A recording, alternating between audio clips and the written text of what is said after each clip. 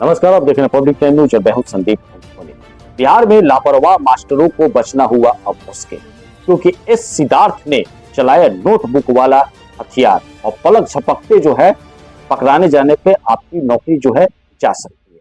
तो क्या है आज का ये विशेष खबर और एस पाठक साहब ने, एस सिद्धार्थ साहब ने कौन सा ऐसा नियम चलाया, कौन सा ऐसा हथियार चलाया, तो इस विषय में मैं आपको विस्तार पूर्वक यहाँ सभी चीजों को मैं जानकारी देने का प्रयास करता हूँ। जैसे कि आप सभी जानते हैं कि बिहार के सरकारी स्कूलों में पढ़ाई लिखाई सुधारने के लिए शिक्षा विभाग के नए अपर मुख्य सचिव एस सिद्धार्थ ने अनोखा तरीका जो है इस्तेमाल करना शुरू कर दिया।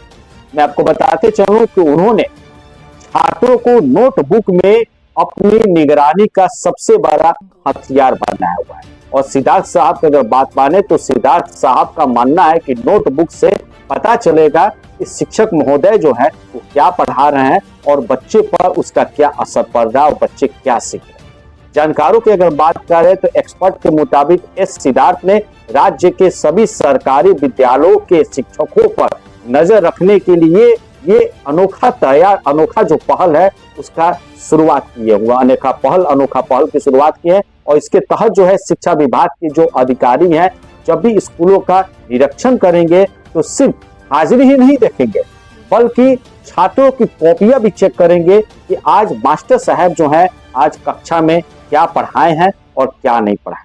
तो कहीं ना कहीं इस सिद्धार्थ साहब का ये जो पैतरा है वो काफी कारगर साबित हो सकता है, क्योंकि इससे पता चलेगा कि शिक्षक महोदय जो है स्कूल में क्या पढ़ा रहे हैं और क्या नहीं पढ़ा रहे हैं। और कॉपियों से ये साफ तौर पे यहाँ पे क्लियर हो जाएगा कि शिक्षक जो है रोजाना क्या पढ़ाते हैं और क्या नहीं पढ़ा रहे हैं, कितना पढ़ाए हैं और कितना नहीं पढ़ाए और बच्चों को क्या काम दिए हैं। तो कहीं ना कहीं एक बहुत ही ये सराहनीय पहल जो है एस सिद्धार्थ साहब के द्वारा दिया गया है। इससे पता चलेगा कि कक्षा में कुल कितने घंटे की पढ़ाई हुई है।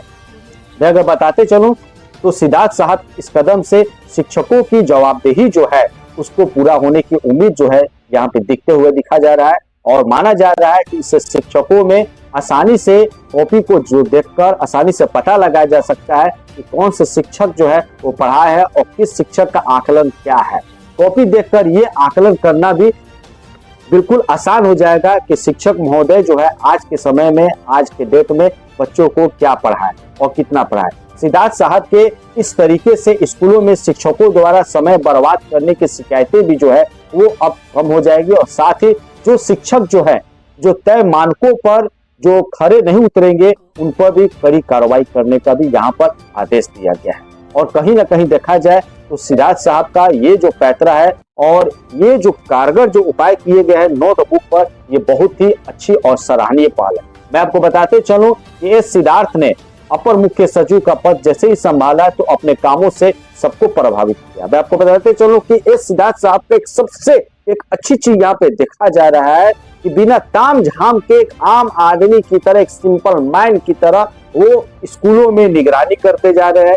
इस सिद्धार्थ साहब की अगर बात करें तो के पाठक से बिल्कुल विपरीत है, जहाँ के पाठक साहब के, हालांकि के पाठक साहब भी बहुत ही सराहनीय काम करते थे और बिहार में शिक्षा स्तर को सुधारने के लिए लगातार प्रयत्नशील रहते थे, तो वहीं पर इस सिद्धार्थ साहब की बात करें तो इस सिद्धार्थ साहब बिल्कुल ही साधारण व्यक्ति है। उन्हें किसी प्रकार के तामझाम की भी जरूरत नहीं है। अचानक से विद्यालय में पहुंचते हैं बिना लाव लश्कर को लेते हुए। और जहां तक लोकल ट्रेन की बात करें तो लोकल ट्रेन के जनरल बोगी में भी वो आम आदमी की तरह सफर करते हुए आपको दिखते होंगे।